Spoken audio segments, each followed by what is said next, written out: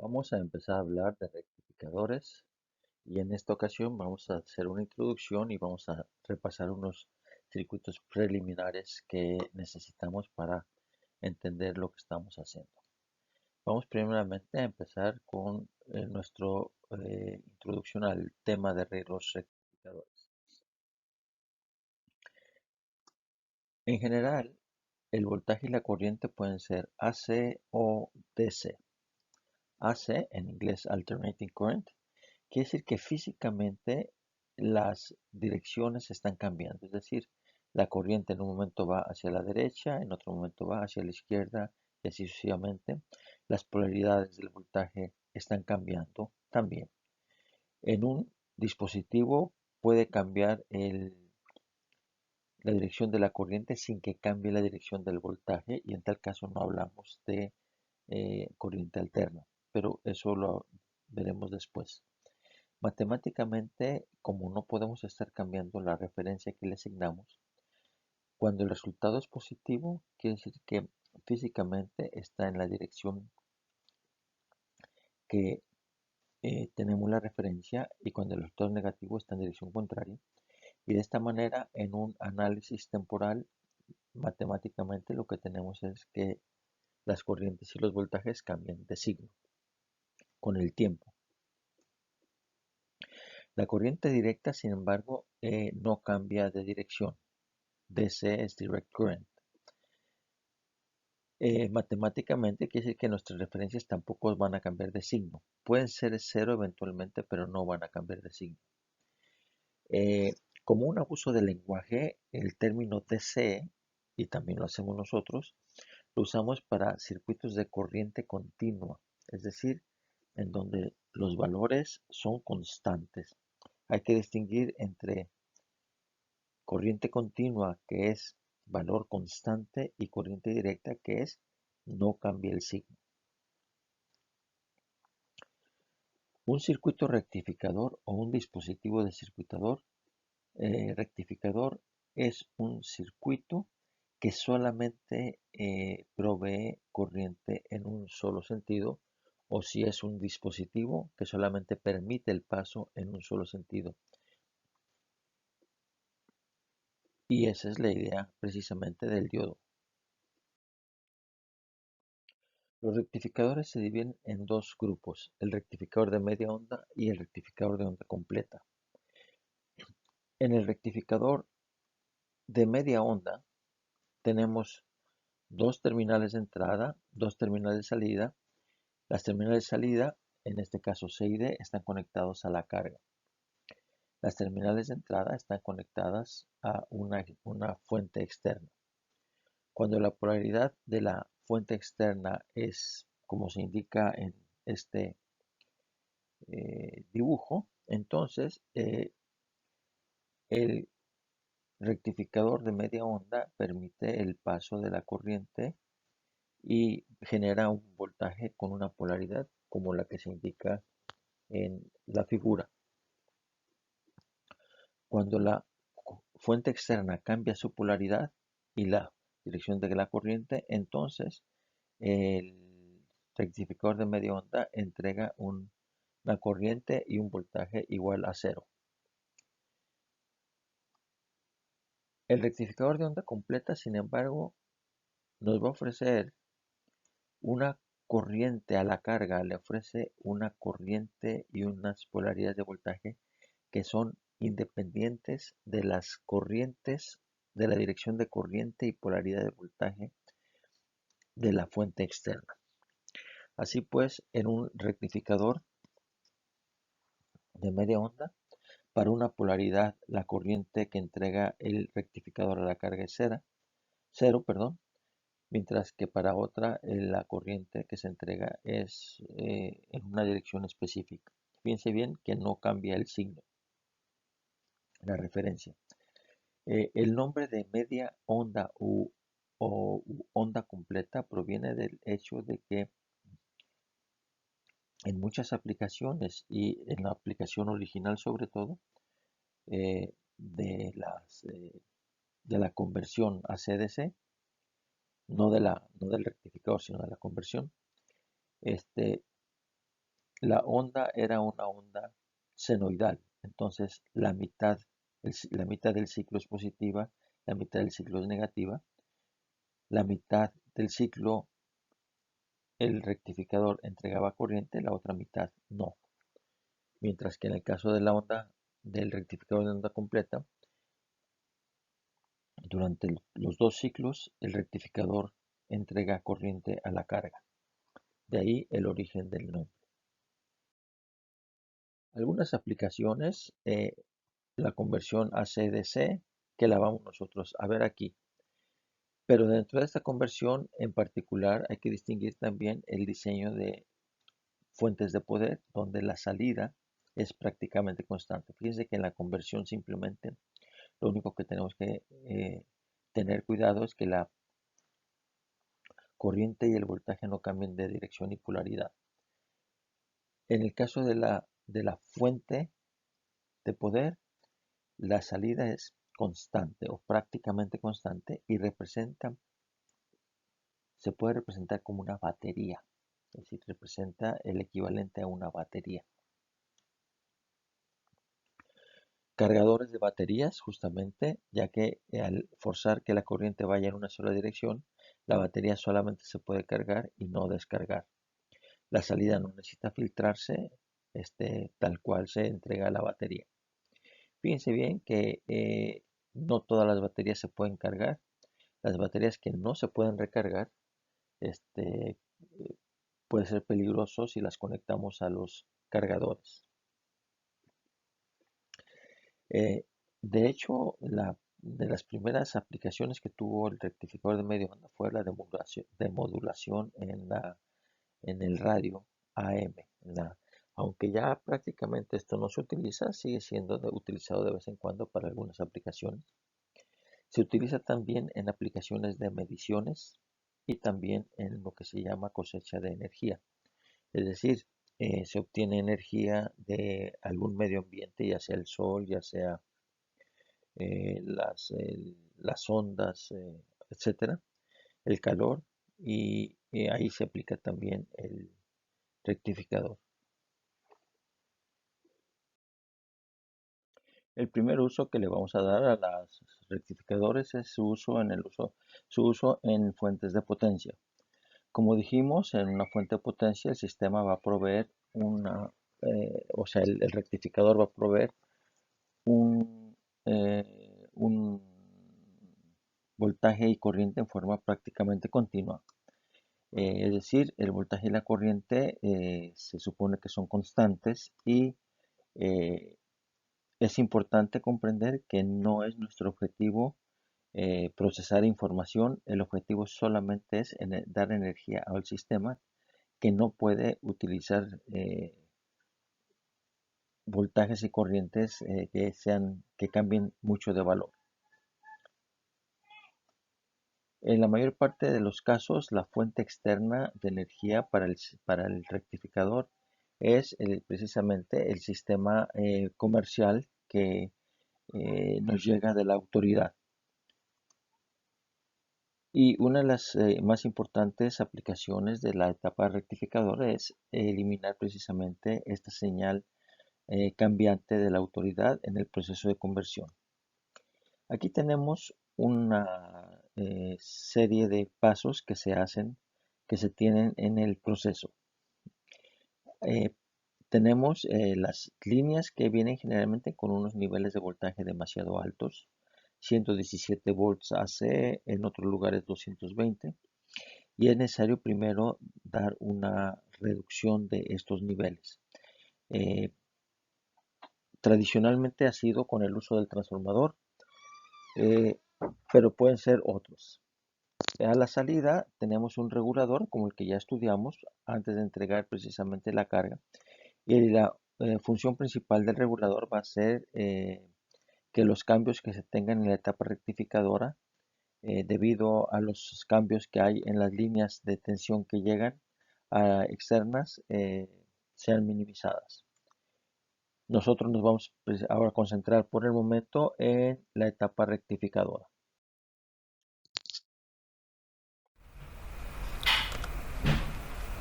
Empecemos hablando de los valores DC o valores promedio y el valor efectivo RMS. Nosotros trabajamos principalmente con ondas periódicas, voltaje, corriente o inclusive potencia, de un periodo T, y se define entonces el periodo DC o promedio, valor promedio de la señal por la integral que ustedes ven en pantalla. El valor numérico que esta integral nos entrega es el equivalente a una fuente constante en el caso de voltaje o de corriente, que nos va a entregar la misma cantidad de carga eléctrica que nos entrega la onda en un periodo. El instante T1 en la integral es un valor que tomamos exclusivamente para efectos de facilidad matemática, y en realidad no va a alterar el resultado. Por otro lado, el voltaje efectivo o voltaje RMS, ¿verdad? Lo mismo corriente efectiva, corriente BMS, se define como la raíz cuadrada de esa integral donde la función está elevada al cuadrado. Observemos que RMS significa precisamente el root mean square, o sea, el promedio de la raíz cuadrada del promedio de los cuadrados. En el caso particular de las ondas senoidales, ¿verdad?, el FRMS es igual al máximo de la función dividido entre raíz de 2. Es para nosotros importante considerar este caso o recordar esta fórmula porque es precisamente la que se utiliza mucho tanto en diseño como en análisis de circuitos rectificadores. Ahora, aunque no todo el tiempo los circuitos rectificadores se alimentan de las líneas de la transmisión que nos proporciona la Autoridad de Energía Eléctrica, ¿verdad? En el caso particular de las fuentes de poder, que es una de las aplicaciones más grandes que tienen los circuitos rectificadores, eso es lo que hacemos justamente, y para eso utilizamos los transformadores. Aquí tenemos un ejemplo, una imagen de un transformador típico. Hay transformadores más pequeños e inclusive en la actualidad se cuenta con circuitos de potencia que hacen un trabajo más equivalente a esto, pero digamos que como esto se sigue usando bastante, vale la pena recordarlo. El símbolo que utilizamos para el transformador es este, dos inductancias, ¿verdad?, separadas, y la raya en medio para indicar que están acopladas magnéticamente. Se distinguen dos lados del transformador, el primario y el secundario, y el valor RMS del primario se relaciona con el valor de secundario por las fórmulas que aparecen ahí o que se repiten aquí en este cuadro de la razón del primario al secundario es igual a NP y NS, donde NP sobre NS, donde NP y NS son el número de vueltas que se dan en los terminales o en los lados primario y secundario respectivamente. Es importante recalcar que el transformador se utiliza para modificar la magnitud de la corriente o del voltaje. Obsérvese que tanto el voltaje y la corriente lo hacen de manera inversamente proporcional. Si aumentamos uno, disminuye el otro. La atención al voltaje es una fórmula más confiable, ya que la de la corriente se utiliza como una aproximación para facilitar los cálculos, pero en realidad no toma en cuenta las pérdidas internas de la energía que se sufren en el transformador.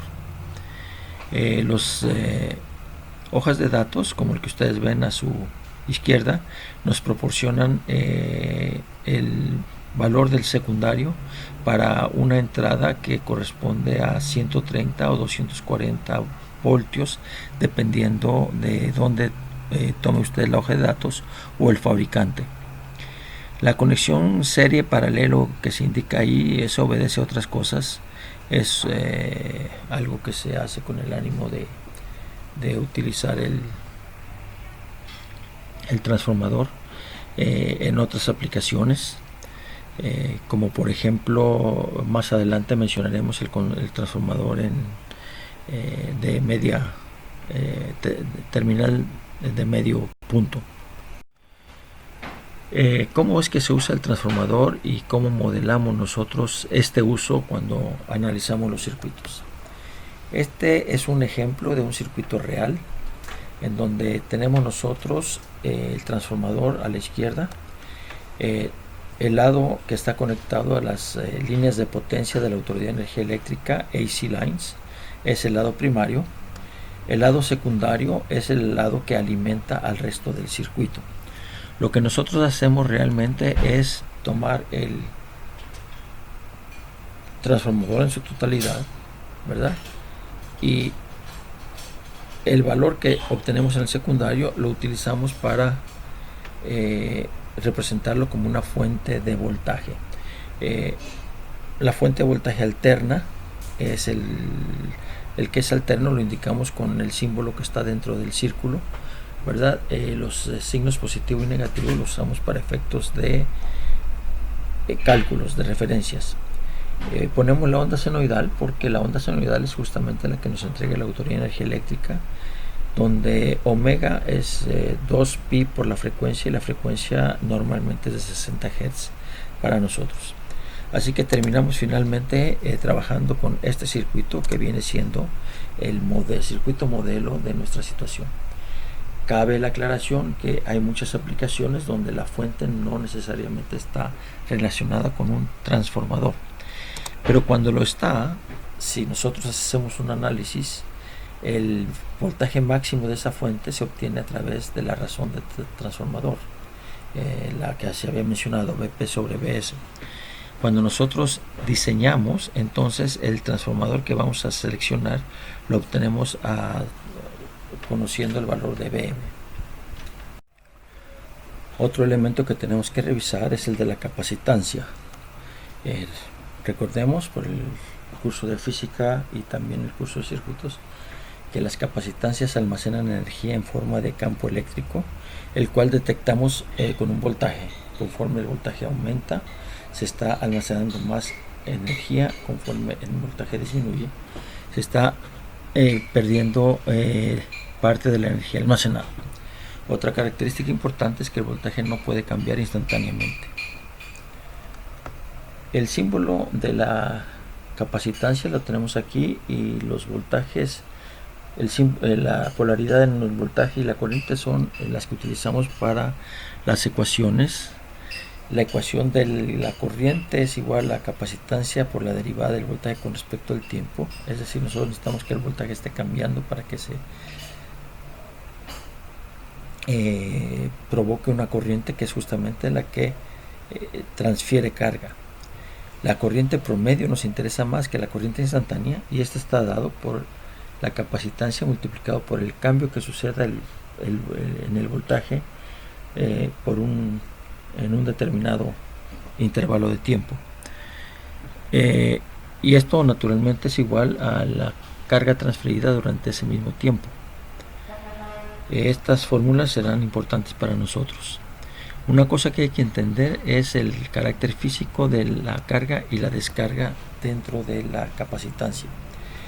Cuando la corriente física está entrando por la polaridad positiva, por el punto de mayor potencial, entonces está cargando el capacitor con carga eléctrica que le está almacenando ahí. Eso provoca el aumento del voltaje. Igualmente, cuando se descarga, la corriente sale del lado positivo del voltaje, y eso provoca que la carga sea transferida hacia el circuito. En el caso particular de mucho interés para nosotros, en que yo tenga en paralelo una resistencia, con una capacitancia que está previamente inicialmente cargada, ¿verdad?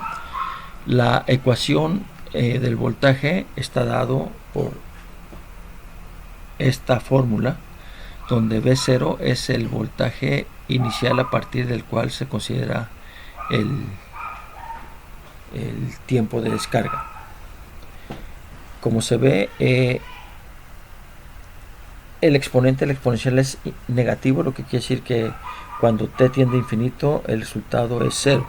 Sin embargo, hay una constante de tiempo, RC, que nos dice que para efectos prácticos, desde el punto de vista de las aplicaciones, la capacitancia se considera descargada después de 5 constantes de tiempo. Aquí tenemos diferentes gráficas para diferentes constantes de tiempo. Observen ustedes en el primer caso más pequeño de una constante de tiempo de 0.2 segundos, ¿verdad? Al segundo ya prácticamente nosotros tenemos la capacitancia descargada. Los otros casos son valores más grandes de la constante de tiempo y vemos que conforme aumenta esta constante de tiempo tarda bastante en disminuir el voltaje en la capacitancia. En el caso particular de los circuitos rectificadores discretos, ¿verdad? Los capacitores son normalmente de un valor suficientemente grande y se requiere entonces el tipo de capacitor llamado electrolítico. El ejemplo que está aquí es solamente un ejemplo. Hay de diferentes formas, pero lo importante para nosotros es que este capacitor tiene polaridad, es decir, hay una terminal que siempre debe estar a mayor potencial que la otra. La positiva siempre debe estar a mayor potencial que la negativa. Es por eso que se hace importante que nosotros sepamos hacer los cálculos correctamente y logremos identificar cuál terminal es de mayor potencial. Al hacerlo, entonces podemos proceder a conectar este capacitor electrolítico de acuerdo a las especificaciones indicadas. Si no lo hacemos, corremos el riesgo de sufrir un serio accidente. Un dato adicional que necesitamos ver sobre la capacitancia es el término de reactancia. Es decir, tenemos aquí nosotros la capacitancia, el voltaje y la corriente con las referencias correspondientes.